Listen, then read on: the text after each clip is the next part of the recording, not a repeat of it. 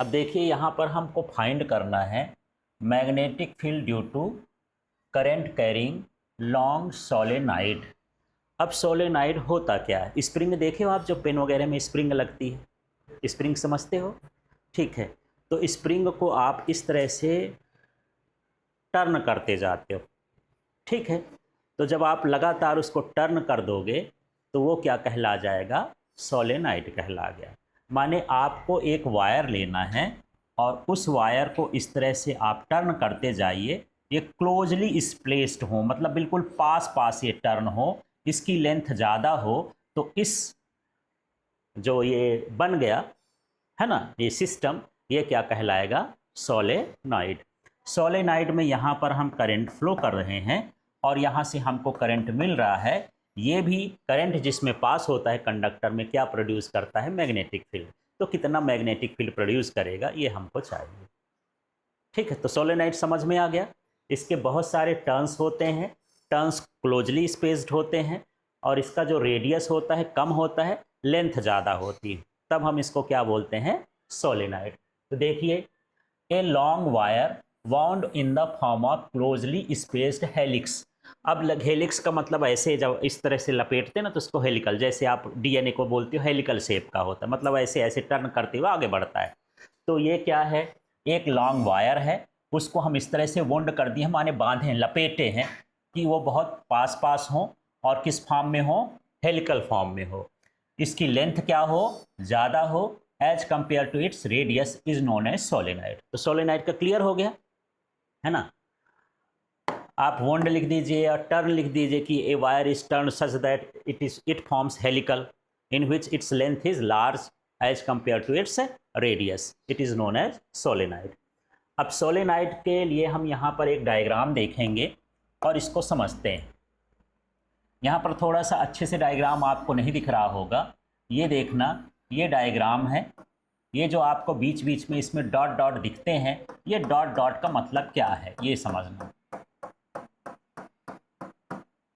ऐसा है, इसका बीच का हिस्सा काट दिए, माने यहाँ पर ऐसे वायर है, ये आपस में क्या है? वायर। ये वायर यहाँ से गई है, ये यहाँ से निकल के ऐसे घुस गई है, ऐसे टर्न ले रही है, ऐसे ऐसे, तो सामने का हिस्सा हम काट दिए, ऐसा समझना। ये टर्न ही है, समझ में आ गया टर्न कैसा है? यहाँ से वायर जैसे यहाँ से करे और जा करके वहाँ डाल दिए, फिर ऐसे घुमा के ऐसे ऐसे घुमाते हुए ऐसे चलेंगे तो इस तरह का हमको शेप मिल जाएगा। तो यहाँ पर हम एक लूप लेते हैं, इस लूप का नाम हम रख लेते हैं, ये क्या है? A B C D. ठीक है, एक ए हो गया, ये बी हो गया, ये क्या हो गया? सी डी हो गया। ठीक है, इसकी जो लेंथ है ये क्या हो गई? एल हो गई, और इसमें जो करंट फ्लो हो रहा है उसको मान लेते हैं आई है। लेकिन इसका जो मैग्नेटिक फील्ड होता है इसके एक्सिस के अलोंग होता है, ये इसका क्या कहलाया? मैग्नेटिक फील्ड कहला गया। अब इस तरह का आपको सीधा सा डायग्राम बना देना है। डायग्राम समझ में आ गया?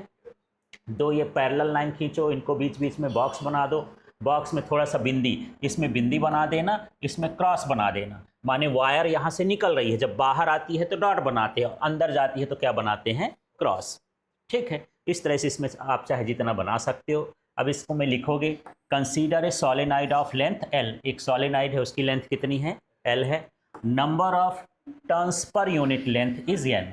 माने एक यूनिट लेंथ में कितने टर्न्स हैं, जैसे 1 सेंटीमीटर में 100 हैं तो उसका टर्न्स कितना हो गया?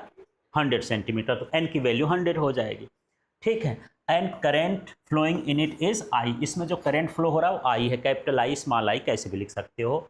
Draw a rectangular Amperian loop A B C D. और हम एक एम्पीरियन लूप, क्योंकि यहाँ पर जहाँ पर एम्पियर का सर्किटल लॉ लगता है और एक लूप में लगता है तो उस लूप को क्या बोलते हैं? एम्पीरियन लूप बोलते हैं। ठीक है, A B C D. The net magnetic field at the interior section A B is uniform strong and along the axis. जो ए बी के डायरेक्शन का मैग्नेटिक फील्ड है वो यूनिफॉर्म होता है और अलॉन्ग द क्या होता है? एक्सिस होता है। ये जो बाहर का मैग्नेटिक फील्ड है, बाहर का मैग्नेटिक फील्ड जीरो होता है। ये जो परपेंडिकुलर पार्ट है जो हमारे पास ए बी और ये सी डी बना, ये बना है ना, इसका जो मैग्नेटिक फील्ड होता है ये भी कितना होता है? जीरो। क्योंकि आप देखो फार्मूला होता है उसमें B d l cos theta. क्या होता है? B d l cos theta. तो थीटा की वैल्यू यदि मैं 90 रखूँ तो कॉस 90 की वैल्यू क्या हो गई? ज़ीरो हो गई, तो सारा कुछ क्या हो जाएगा, ज़ीरो। अब ये जो बाहर है तो ये तो एरिया के ही बाहर हो गया, तो उसका मैग्नेटिक फील्ड क्या रहेगा, ज़ीरो। मैग्नेटिक फील्ड किसका रहेगा, जो एक्सिस के अलॉन्ग। ठीक है, तो यही चीज़ यहाँ पर हमको बताना है कि जो परपेंडिकुलर है हमारे पास AD और CB, इनका जो मैग्नेटिक फील्ड होगा वो क्या होगा, ज़ीरो होगा। जो ये वाला पार्ट है क्या, CD वाला, इसका भी मैग्नेटिक फील्ड ज़ीरो होगा क्योंकि ये लूप के क्या है, बाहर है। जो मैग्नेटिक फील्ड होगा वो किस डायरेक्शन का होगा, AB। ठीक है, तो यहाँ पर हम यही बताए हैं कि यहाँ पर जो इंटीरियर सेक्शन AB का जो मैग्नेटिक फील्ड है स्ट्रांग है और अलोंग द एक्सिस है। अलोंग परपेंडिकुलर सेक्शन जो BC है और AD है, ये परपेंडिकुलर सेक्शन है, इनका मैग्नेटिक फील्ड क्या हो जाएगा, ज़ीरो हो जाएगा। The field of section CD outside solenoid approaches zero, जो बाहर का मैग्नेटिक फील्ड है उसका क्या हो जाएगा, ज़ीरो हो जाएगा। तो आपके पास यहाँ पर 4 साइड है, 4 साइड के बारे में आपको बताना है कि AD का मैग्नेटिक फील्ड ज़ीरो, BC का मैग्नेटिक फील्ड ज़ीरो क्योंकि परपेंडिकुलर है, और CD का मैग्नेटिक फील्ड भी ज़ीरो क्योंकि ये लूप के बाहर है। ये जो मैग्नेटिक फील्ड है सिर्फ किसका है, AB का है, अलोंग द एक्सिस है।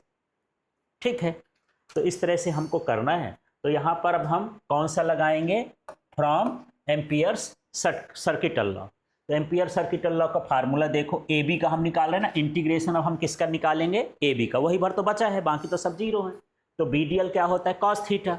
अब जो है AB का डायरेक्शन भी यही है, मैग्नेटिक फील्ड का भी डायरेक्शन यही है, तो उसका एंगल कितना बनेगा, ज़ीरो बनेगा। और जो एम्पियर सर्किट लॉ कहता है कि उस लूप से total current mu naught times to the total current passing through that loop, यही ना है। यहाँ पर देखते हैं the line integral of magnetic field along a Amperian loop भी ले सकते हो, is equal to the mu naught times to the total current passing through that loop, ये होता है। तो यही फार्मूला लिखे, तो B को हम बाहर कर दिए, AB को ये कर दिए। अब ये DL लिखे और ये लिखा म्यू ज़ीरो। अब यहाँ पर क्या बचा, ये जो टोटल करंट हो रहा है तो उसमें हर टर्म में हो रहा है, इसलिए N भी हो गया। जितने टर्न हो गए सब में करंट होगा ना, और जितनी लेंथ होगी उसमें भी करंट है, तो ये टोटल करंट का फार्मूला क्या बनेगा, NLI। आई भर नहीं, सिर्फ क्या, NLI। तो देखो एक टर्न का होगा I, ठीक, नंबर ऑफ टर्न्स है तो हो गया NI, और पूरी लेंथ है तो NLI। इसलिए यहाँ पर टोटल करंट की जगह NL लिखेंगे। अब यहाँ पर जो DL है, ये DL जुड़ा है सीधा सीधा लेंथ में, तो क्या किसके इक्वल हो जाएगा, L के। किसके इक्वल होगा, L के। तो यहाँ DL को क्या लिख दोगे, L। तो ये B था, ये L बन गया तो L हो गया, क्योंकि इंटीग्रेशन DL का वैल्यू कितना है, L है। यहाँ से देखो L L कैंसिल हो जाएगा, तो क्या आ गया, B equal to mu naught NI। इस तरह से ये जो है मैग्नेटिक फील्ड इंटेंसिटी किसका होगा, एक लॉन्ग सोलेनाइड का होगा। ठीक है, और यदि हम इस सोलेनाइड के भीतर एक क्या डाल दें, सॉफ्ट आयरन डाल दें, तो उसका मैग्नेटिक फील्ड इंटेंसिटी क्या हो जाएगा, इंक्रीज हो जाएगा।